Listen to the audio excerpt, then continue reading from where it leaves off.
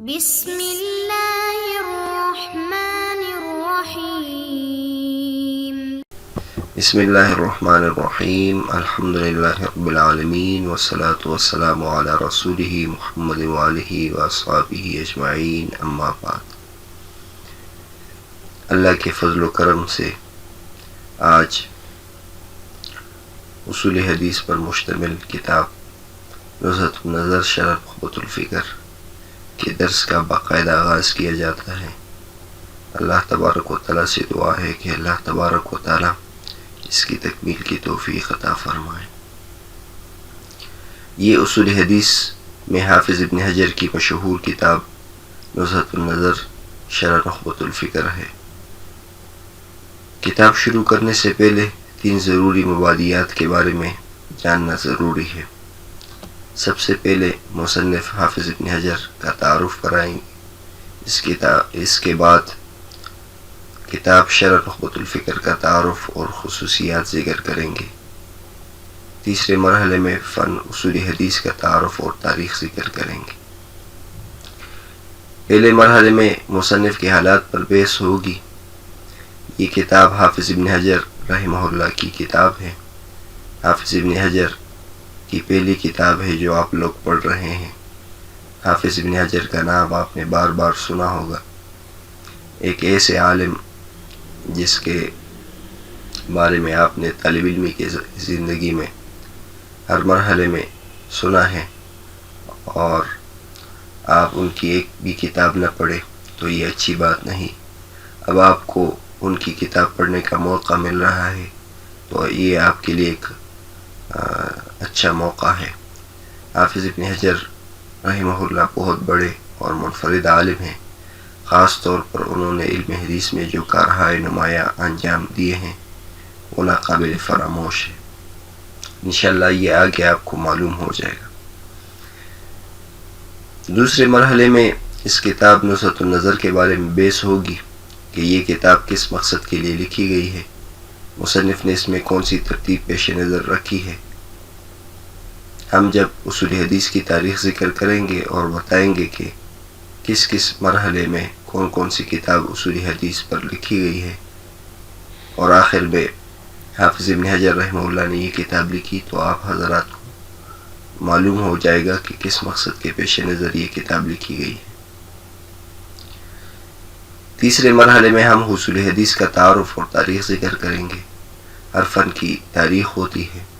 ہر فن ابتدا میں محدود ہوتا ہے، چلتے چلتے اس میں اضافات اور تبدیلیاں ہوتی رہتی ہے، پھر آخر میں وہ مکمل مدون ہو جاتا ہے۔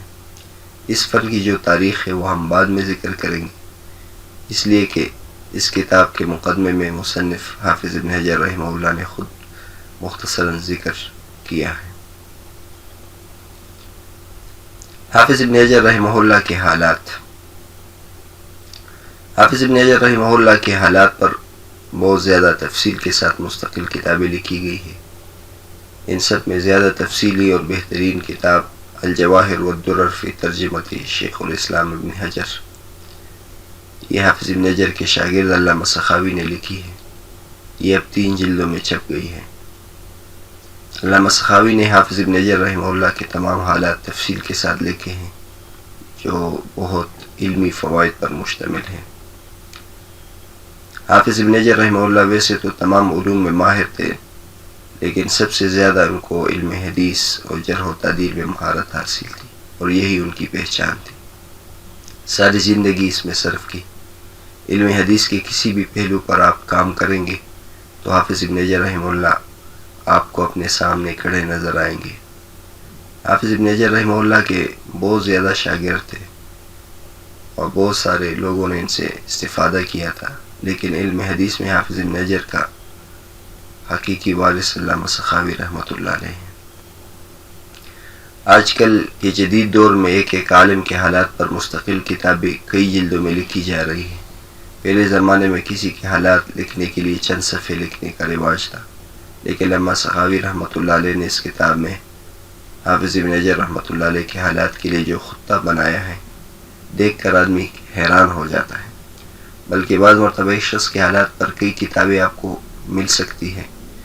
اس سے بھی آگے اب تو مشہور علماء کے مختلف پہلوؤں پر مستقل کتابیں لکھی جا رہی ہیں، جیسے اعمال الحافظ ابن حجر فی علوم القراءات، اعمال الحافظ ابن حجر فی الشعر مثلا۔ حافظ ابن حجر کے حالات پر آپ کو کئی کتابیں اس طرح کی مل جائے گی، تو اگر حافظ ابن حجر کے تفصیلی حالات بیان کرنا چاہیں تو اس کے بیان پر کافی وقت گزر جائے گا، اس لیے ان کے حالات اختصار کے ساتھ بیان کیے جاتے ہیں جو اس کتاب میں ہیں۔ دو قسم کے لوگ ان کے حالات لکھنا مشکل ہوتا ہے، ایک وہ جس کے حالات پر مواد زیادہ ہو، اس میں ہوتا یہ ہے کہ کون سی بات آدمی لکھے کون سی نہ لکھے فیصلہ مشکل ہو جاتا ہے، جبکہ مقصود اختصار ہوتا ہے۔ اور دوسرا وہ شخص ہوتا ہے جس کے حالات پر مواد نہ ہو، جیسے صاحب مشکات علامہ تبریزی رحمۃ اللہ علیہ۔ صاحب مشکات نے حدیث میں اتنی بڑی خدمت انجام دی ہے کہ رہتی دنیا تک اس کو یاد رکھا جائے گا۔ درجہ سابعہ اس کتاب کے نام سے مشہور ہے، لیکن اس کے مصنف کے حالات نہیں ہیں، صرف یہ ہے کہ کتاب کے آخر میں تاریخ فراغت تصنیف 737 ہجری لکھی ہے، اس سے زمانے تصنیف اور دیگر معلومات اخذ کیے جاتے ہیں۔ صاحب مشکات 8ویں صدی کے عالم ہیں، حافظ ابن حجر رحمہ اللہ 9ویں صدی کے عالم ہیں۔ یہ صدی معلوم کرنے کا طریقہ یہ ہے کہ وفات 100 سے آگے ہو جائے تو اگلی صدی شمار ہوگی۔ حافظ ابن حجر رحمہ اللہ نے 8ویں صدی کے علماء کے حالات پر مستقل کتاب لکھی ہے، الدرر الکامنہ فی اعیان المئۃ الثامنہ، لیکن علامہ تبریزی رحمۃ اللہ علیہ کے حالات ذکر نہیں کیے ہیں، حالانکہ شارح مشکات علامہ طیبی رحمۃ اللہ کے حالات ذکر کیے ہیں، اور یہ دونوں آپس میں معاصر تھے۔ دیگر حضرات نے بھی صاحب مشکات کے حالات پر چند سطریں لکھی ہیں، تو بعض حضرات کے حالات نہیں ملتے۔ اسی طرح آپ نے ملاحظہ کیا ہوگا اصول شاشی کے مصنف کے حالات کا بھی یہی حال ہے۔ ہمارے پیش نظر نزہۃ النظر کا جو نسخہ ہے یہ شیخ ڈاکٹر نور الدین عطر رحمۃ اللہ علیہ کی تحقیق سے چھپا ہے، اس میں شروع میں حافظ ابن حجر رحمہ اللہ کے حالات بھی ہیں۔ بہرحال حافظ ابن حجر کے حالات بہت زیادہ ہیں، یہاں پر ہم حافظ ابن حجر رحمہ اللہ کے وہ حالات ذکر کرتے ہیں جو شیخ نور الدین رحمہ اللہ نے مقدمے میں ذکر کیے ہیں، البتہ بعض ضروری باتوں کا حسب موقع اضافہ کیا جائے گا۔ شیخ نور الدین عطر رحمہ اللہ نے حافظ ابن حجر رحمۃ اللہ علیہ کے حالات اس طرح شروع کیے ہیں: شیخ الاسلام قاضی القضات امیر المؤمنین فی الحدیث خاتمۃ الحفاظ احمد بن علی بن محمد بن حجر الاسقلانی المصری الشافعی، کنیتہ ابو الفضل ولقبہ شہاب الدین الشہیر بابن حجر۔ سب سے پہلے حافظ ابن حجر رحمہ اللہ نے کے لیے انہوں نے شیخ الاسلام کا لفظ استعمال کیا ہے۔ یہ لقب ان علماء کو دیا جاتا ہے جن کو اسلامی علوم میں کمال مہارت حاصل ہو۔ مسلمان اہل علم میں سے چند گنے چنے علماء کے بارے میں اس لقب کا اطلاق ہوا ہے، بلکہ اس بارے میں ایک کتاب بھی لکھی گئی ہے، البدر التمام فی من سمی بشیخ الاسلام۔ اس کتاب میں ان علماء کو اکٹھا کیا گیا ہے جن کے بارے میں شیخ الاسلام کا اطلاق ہوا ہے۔ سلطنت عثمانیہ میں مفتی اعظم کو شیخ الاسلام کا لقب دیا جاتا تھا، جس کے آخری مفتی اعظم شیخ الاسلام مصطفیٰ صبوری تھے، اور آخری وکیل المشیخہ علامہ محمد زاہد الکوثری رحمہ اللہ تھے۔ خود حافظ ابن حجر رحمہ اللہ کے بارے میں یہ بات ثابت ہے کہ جب وہ کسی کو شیخ الاسلام سے یاد کرتے ہیں تو وہ علامہ بلقینی رحمۃ اللہ علیہ ہوتے ہیں، ان کا تذکرہ آگے آ جائے گا۔ یہ حافظ ابن حجر رحمہ اللہ کے استاد تھے۔ حافظ ابن حجر رحمہ اللہ کے بارے میں ایک اور لقب قاضی القضات کا ذکر کیا گیا ہے۔ آگے آ جائے گا کہ حافظ ابن حجر رحمہ اللہ کئی مرتبہ عہدۂ قضا پر فائز رہے تھے۔ انہوں نے مصر کے قاضیوں کے حالات پر مستقل کتاب بھی لکھی ہے، رفع الاسر عن قضاة مصر، جس میں انہوں نے اپنے حالات بھی ذکر کیے. حافظ ابن حجر رحمہ اللہ کے لیے امیر المؤمنین فی الحدیث کا لقب استعمال کیا گیا ہے. محدثین کے ہاں کئی القاب مشہور ہے. جو ادنا محدث ہوتا ہے اس کے لیے شیخ کا لفظ استعمال ہوتا ہے، اور محدث کے مقابلے میں فقہ کے ماہر کو فقیہ کہا جاتا ہے. جیسے ایک مشہور مقولے میں اس کا استعمال ہوا ہے، حدیث یتداولہ الفقہاء خیر من حدیث یتداولہ الشیوخ. تو شیخ کا لفظ ہے جو ہر ایک محدث کے لیے استعمال ہوتا ہے، بلکہ عام عالم کے لیے بھی محدث کا لفظ استعمال کیا جاتا ہے. جبکہ ہمارے ہاں جو بڑا عالم ہوتا ہے اس کو شیخ صاحب کہتے ہیں. تو یہ ہمارا اصطلاح ہے. اسی طرح کا ایک اور لقب حافظ اور حجہ ہے، یہ بھی محدثین کے لیے استعمال کیے جاتے ہیں. لیکن اس سب میں سے جو بلند لقب ہے وہ امیر المؤمنین فی الحدیث ہے. امیر المؤمنین فی الحدیث سے مراد یہ ہے کہ جیسے کہ تمام مسلمانوں کا امیر ہوتا ہے وہ سب سے اعلیٰ و بہتر ہوتا ہے، اس طرح یہ علم حدیث میں تمام محدثین کے امیر تھے. یہ لقب محدثین میں سے چند گنے چنے افراد کے لیے استعمال کیا گیا ہے. شیخ عبد الفتاح بغدہ رحمہ اللہ نے اس موضوع پر ایک مستقل رسالہ لکھا ہے، امراء المؤمنین فی الحدیث. اس میں ان تمام علماء کو اکٹھے کیا ہے جن کو امیر المؤمنین کہا گیا ہے. کل 32 علماء کا انہوں نے ذکر کیا ہے. یہ ان کی کتاب جواب الحافظ المنذری عن اسئلۃ فی الجرح والتعدیل کے آخر میں چھپا ہے. محدثین کے ان القاب کے بارے میں آگے مزید تفصیل آ جائے گی انشاءاللہ. ایک اور لقب حافظ ابن حجر رحمہ اللہ کے لیے استعمال کیا ہے، خاتمۃ الحفاظ، یعنی محدثین اور حفاظ کا ان پر اختتام ہوا ہے. حافظ کا اطلاق اس محدث پر ہوتا ہے جو علم حدیث میں ماہر ہو.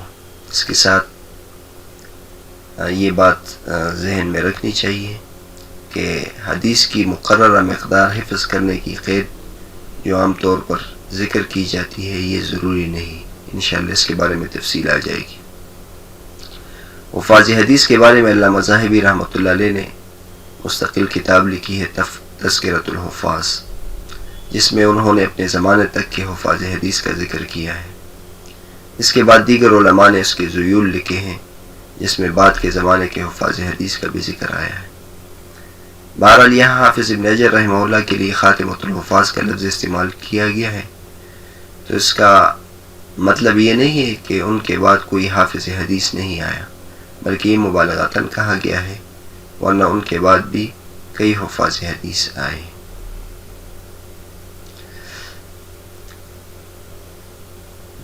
حافظ ابن حجر رحمہ اللہ کا نام و نسب: احمد بن علی بن محمد بن حجر الاسقلانی المصری الشافعی.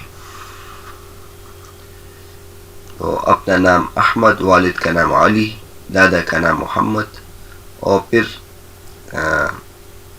کسی دادا کا لقب تھا حجر، جس کی وجہ سے ابن حجر سے مشہور ہوئے تھے، اور اسقلان کے رہنے والے تھے اور ساری زندگی مصر میں گزاری اور شافعی المسلک تھے. اگر آپ کسی شخص کے حالات ذکر کرنا چاہتے ہیں تو کم از کم اس کا ثلاثی نام ذکر کریں گے، اس کا نام، والد کا نام اور دادا کا نام. اس طرح وہ شخص دیگر لوگوں سے ممتاز ہو جائے گا. مثلا دیکھیں احمد نام کے کئی لوگ ہیں، پھر احمد بن علی کہنے کی وجہ سے یہ کئی علماء سے ممتاز ہو جائے گا، اور احمد بن علی بن محمد کہنے سے وہ مکمل ممتاز ہو جائے گا. پھر خاص طور پر جب آپ لقب و کنیت و نسبت بھی ذکر کریں گے تو وہ مکمل ممتاز ہو جائے گا. حافظ ابن حجر رحمہ اللہ کی نسبت الاسقلانی المصری ہے. اسقلان فلسطین میں ہے. حافظ ابن حجر رحمہ اللہ اصل میں وہاں کے تھے، لیکن پیدائش سے لے کر وفات تک یہ مصر میں رہے۔ مذہباً شافعی المسلک ہے، کنیت ان کی ابو الفضل ہے، لقب شہاب الدین ہے۔ حافظ ابن حجر رحمہ اللہ نے اس موضوع پر مستقل کتاب لکھی ہے جن علماء کا نام احمد اور کنیت ابو الفضل ہو۔ القصد الاحمد بمن کنیتہ ابو الفضل و اسمہ احمد۔ حافظ ابن حجر رحمہ اللہ ابن حجر کے ساتھ مشہور ہوئے۔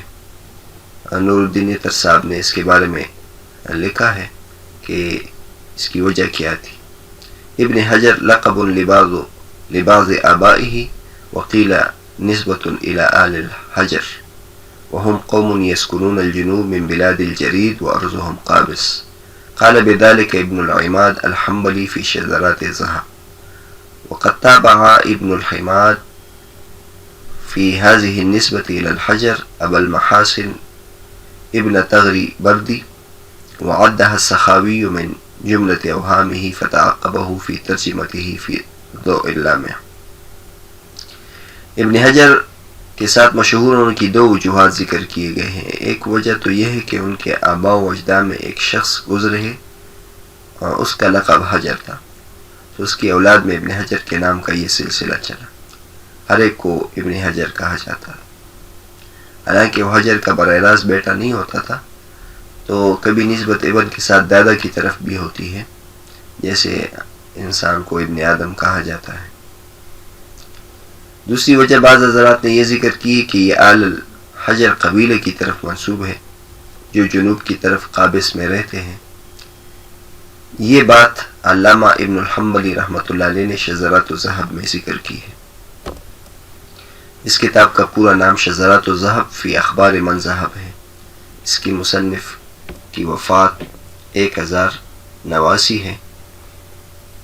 11ویں صدی کے عالم ہیں، اپنے زمانے تک کے علماء کا تذکرہ کیا ہے۔ یہ 10 ضخیم جلدوں میں چھپی ہے۔ بندہ نے الحمدللہ اس سے بہت استفادہ کیا ہے، چونکہ یہ نسبتاً متأخر ہے، اس لیے زیادہ علماء کا تذکرہ اس کتاب میں ہے۔ اور نور الدین عطر صاحب فرماتے ہیں کہ ابن العماد حنبلی نے یہ بات اصل میں ابو المحاسن یوسف ابن تغری بردی سے لی ہے۔ ابن تغری بردی جن کی وفات 874 ہجری ہے، یہ بھی مشہور مورخ ہیں۔ ان کی مشہور کتاب ہے النجوم الظاہرہ فی ملوک مصر و قاہرہ۔ یہ کتاب چھوٹی چھوٹی جلدوں میں 15 جلدوں میں چھپی ہے۔ علامہ سخاوی رحمۃ اللہ علیہ نے الضوء اللامع میں لکھا ہے کہ یہ توجیہ درست نہیں ہے۔ یہ الضوء اللامع کا پورا نام الضوء اللامع لأہل القرن التاسع، یہ 9ویں صدی کے علماء کے حالات پر لکھی جانے والی کتاب ہے۔ یہ 12 جلدوں میں چھپی ہے۔ ان کتابوں کا ذکر اس لیے کر رہا ہوں تاکہ آپ کو معلوم ہو جائے کہ علماء کی تاریخ پر کتنی اہم کتابیں لکھی گئی ہیں۔ حافظ ابن حجر رحمہ اللہ نے 8ویں صدی کے علماء کے حالات پر مستقل کتاب لکھی ہے الدرر الکامنہ فی اعیان المئۃ الثامنہ۔ اس کے بعد ان کے شاگرد علامہ سخاوی نے 9ویں صدی کے علماء پر کتاب لکھی ہے الضوء اللامع لأہل القرن التاسع۔ اس کے بعد کے صدیوں کے علماء پر بھی مستقل کتابیں لکھی گئی۔ آگے نور الدین عطر صاحب فرماتے ہیں وکان ابن حجر احد اعلام الاسلام الذين تمكنوا من مختلف علوم عصرهم الشرعية واللغوية ورسخت قدمه فيها رسوخا عميقا وفق له منذ نشأته۔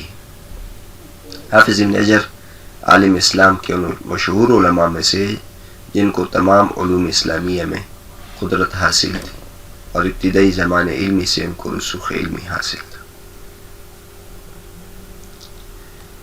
آگے حافظ ابن حجر رحمہ اللہ کی ابتدائی ولادت، ابتدائی نشو و نما اور ماحول کے بارے میں بحث ہوگی انشاءاللہ۔